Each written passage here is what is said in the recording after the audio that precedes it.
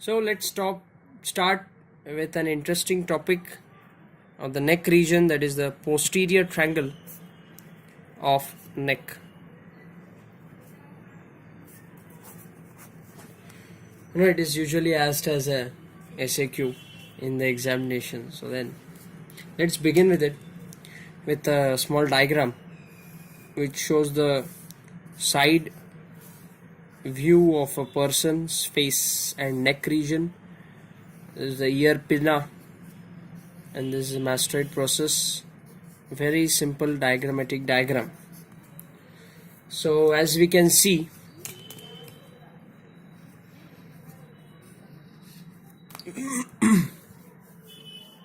this is the manubrium part of the sternum, also called as manubri sterni.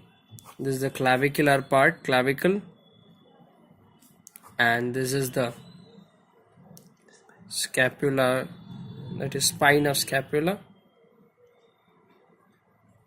Okay, and this is the mastoid process of the skull, and this is the ear pinna. Actually, this one you can say ear pinna, the ear lobe, and all those parts. So then this is the basic structure we are going to use for every diagram in the posterior triangle of neck, maybe for roof, for the floor, etc. So one muscle which is extending from the sternum to the mastoid process is having two heads, sternal head and the clavicular head. So then actually there is some speciality that this part is more tendinous and this is a bit muscular compared to this. This is more tendinous, so shown more in dark green. This is called sternocleidomastoid because it has two heads. One is the sternal head and the second is the clavicular head. So sternocleido, clavicle is having a Latin name cleido, and so we have the cleidocranial dysostosis, that is absence of clavicle is called as cleidocranial dysostosis. The word comes from there and it attaches to the mastoid process. So the name comes sternocleidomastoid, also known as SCM. In short form they use it SCM. Okay, and then consider here there is a hyoid bone. Okay, it has the lesser cornua, greater cornua, etc, etc. Nothing to do here with that, but then there is an attachment of a muscle, that is omohyoid. Omos means scapula and hyoid bone we all know. So then this is the hyoid bone.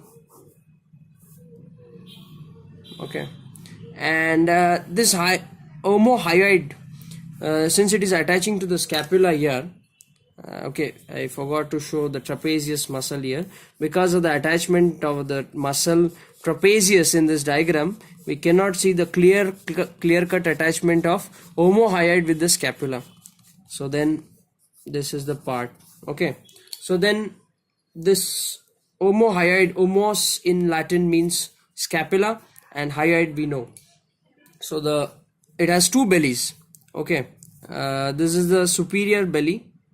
Actually you should label on the one side, but then since there is no space, let me go on the other side. This is the superior belly and this is the inferior belly. It is of omohyoid muscle. Okay, omohyoid muscle, very important muscle because it is having the two bellies, and it has some intermediate pulley sort of here, or intermediate tendon you can say, and this sternocleidomastoid. So this inferior belly plays a role in the posterior triangle. Okay, let us speak something about the trapezius, right? So if this is the norma occipitalis, that is the posterior view of the skull, and this is the external protuberance. So then there are the nuchal lines, and near the nuchal lines this is the superior nuchal line, this is the inferior nuchal line. The superior and inferior nuchal lines, from there and external protuberance and with the spines of the vertebra, the trapezius originates, and along with that the investing layer of the deep cervical fascia also originates. So this is the external protuberance, occipital, external occipital protuberance. Okay, so this trapezius. Okay, so we saw about trapezius. So then this actually, it is the view from, it is a side view, right? And we are viewing from the left side because the chin is in the forward direction, right? And pinna and mastoid process in the backward direction. So then this becomes the anterior, this becomes the posterior, this is the superior, and this is the inferior.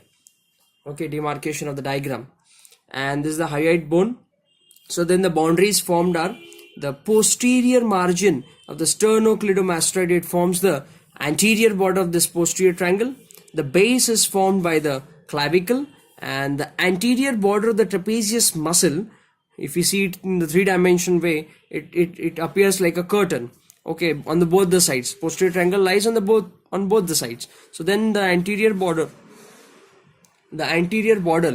of the trapezius, it forms the posterior border of this posterior triangle of the neck, and apex is formed where these muscles, they appear to meet each other. Okay, the role of this omohyoid, especially the inferior belly of the omohyoid in this posterior triangle, is that this inferior belly of the omohyoid in the posterior triangle, it divides it into two parts. That's the upper half or the superior half and the lower half or the inferior half.